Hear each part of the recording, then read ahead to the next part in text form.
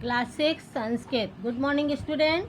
अपन ने अभी पिछली क्लास में अष्टमः पाठा पढ़ा था संबंध कारक।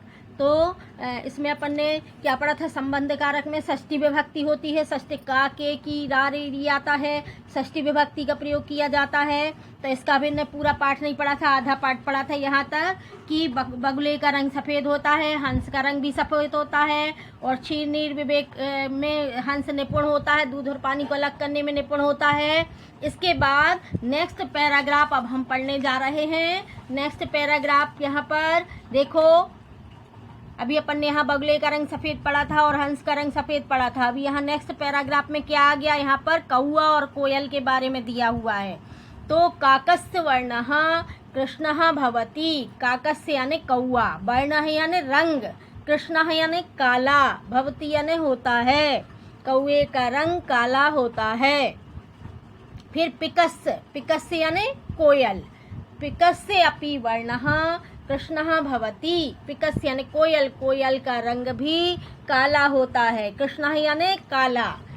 कोयल का, कौए का रंग काला होता है और कोयल का रंग भी काला होता है।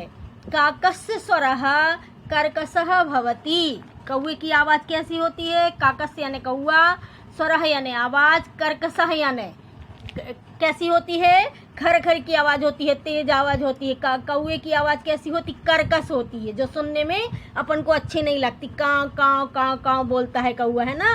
तो कौए की आवाज़ कैसी होती? कर्कश, उसको कर्कश कहते हैं, जो सुनने में मीठी नहीं लगती, अच्छी नहीं लगती। और पिकस्य च मधुरः भवति। पिकस्य यानी कोयल, कोयल की आवाज़ कैसी होती है? मधुरः यानी मीठी होती है, सुनने में अपन को अच्छी लगती है, मीठी लगती है। तो कौए की आवाज़ कैसी होती? कर्कश होती है, और कोयल की आवाज़ कैसी होती है? मीठी होती है। तो यहाँ कौए की और कोयल की, यहाँ कौए और कोयल के बारे में बताया हुआ है कि कौआ भी काला होता है और कोयल भी काली होती है, लेकिन कौए की आवाज़ कर्कश होती है, अच्छी नहीं होती है, और कोयल की आवाज़ कैसी होती है? मीठी होती है। जबकि दोनों का रंग एक सा होता है, लेकिन दोनों में कितना अंतर है, ठीक है, यहाँ पर ये बताया हुआ है।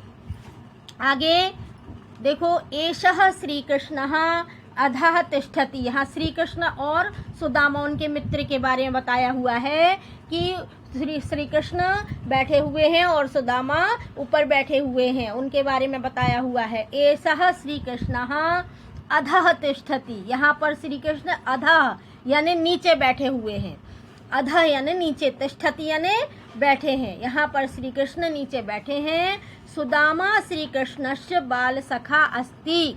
और सुदामा जो ऊपर बैठे हुए हैं, सुदामा श्री कृष्ण के कौन थे? बाल सखा। बाल सखा यानी बचपन के मित्र।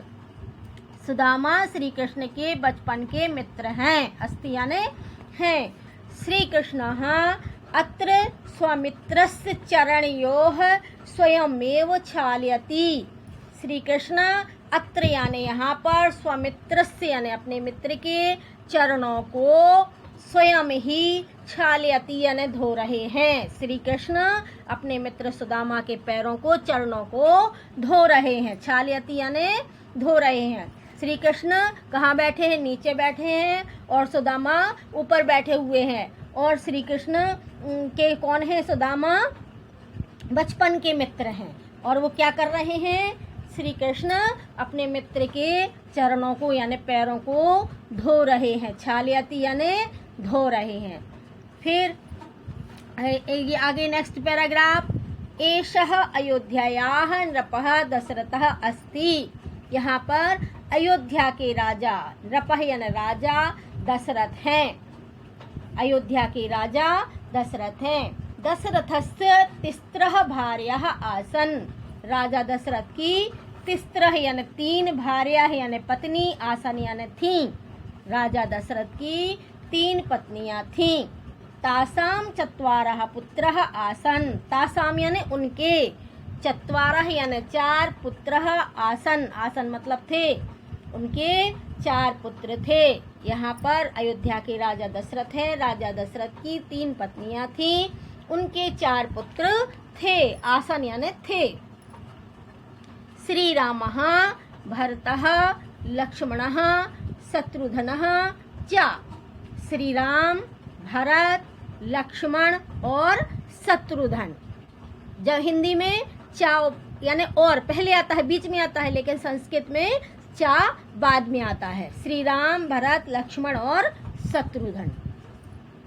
श्री रामः दशरथस्य ज्येष्ठः पुत्रः आसीत्। श्री राम राजा दशरथ के सबसे बड़े पुत्र थे। ज्येष्ठः पुत्रः आसीत् यानी थे। श्री राम राजा दशरथ के सबसे बड़े पुत्र थे। देखो जहाँ जहाँ ये रेड से दिया है वो कौन सी विभक्ति है? षष्ठी विभक्ति है। लाल लाल से दिया हुआ है ये षष्ठी विभक्ति। अपन कौन सी विभक्ति का प्रयोग कर रहे हैं? षष्ठी विभक्ति का प्रयोग कर रहे हैं। षष्ठी है ना छठवें नंबर की। तो यहाँ पर एक वचन, द्विवचन, बहुवचन के अनुसार से है, लेकिन जो रेड से दिया हुआ है वो कौन सी विभक्ति है? षष्ठी विभक्ति। ठीक है। तो राजा दशरथ के श्री राम राजा दशरथ के सबसे बड़े पुत्र थे। सीता श्री रामस्य भार्या आसीत्। सीता श्री राम की पत्नी थी। भार्या यानी पत्नी। स्वजनकस्य आज्ञायाः श्री रामः स्वभार्यया लक्ष्मणेन च सह वनं गच्छत्। श्री राम अपनी स्वभार्या यानी अपनी पत्नी के साथ, अपनी पत्नी और लक्ष्मण के साथ, सह यानी साथ, वन गए, वनम गच्छत् बन गए। तत्र लंकायाः नृपः रावणः सीताम अपहरत। तत्र यानी वहाँ पर लंका के राजा रावण ने सीता का हरण किया, सीता को चुरा लिया। अपहरत यानी चुरा लिया। सीताम पुनः प्राप्तुं श्री रामः रावणस्य वधम अकरोत्। सीता को पुनः यानी फिर से प्राप्त करने के लिए श्री राम ने रावण का वध किया। वध किया यानी रावण को मारा। रावणस्य वधम अकरोत्। अकरोत् यानी किया। श्री राम ने सीता को पुनः प्राप्त करने के लिए रावण का वध किया, रावण को मारा। आया समझ में? पूरा लेसन समझ में आ गया अभी ये। उसके बाद ये व्याकरण तथ्य दिए हैं। अकारांत पुल्लिंग तथा नपुंसकलिंग शब्दों के लिए षष्ठी विभक्ति के रूप लिखने के लिए मूल शब्द के क्रमशः अस्य, अयोह, आनाम जोड़े जाते हैं। जैसे अभी आप यहाँ पर दिया हुआ है, ये षष्ठी विभक्ति का शब्द है।